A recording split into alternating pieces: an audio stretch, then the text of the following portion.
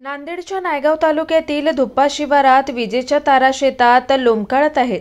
त्यामुळे शेतकऱ्यांना जीव मुठीत धरून शेतीची कामं करावी लागतात। आता उन्हाळ्याच्या शेतीच्या मशागतीची कामं करायची असून विद्युत प्रवाह सुरू असताना कामे कशी करावी याची चिंता शेतकऱ्यांना सतावतीये।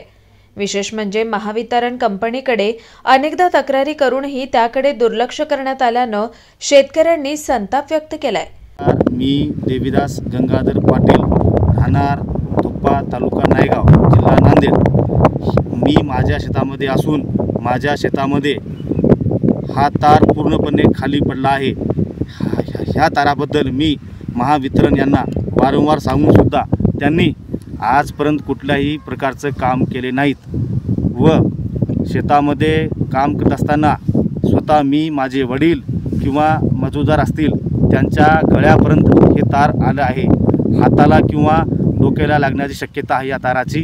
त्यामुळं महावितरण यांना मी पुन्हा एकदा नम्र विनंती करतो की माझ्या शेतातला हा तार, हा पोल उभा करून मला सहकार्य करावे ही विनंती। Tanaji Shelgaonkar, star Maharashtra news, Nanded.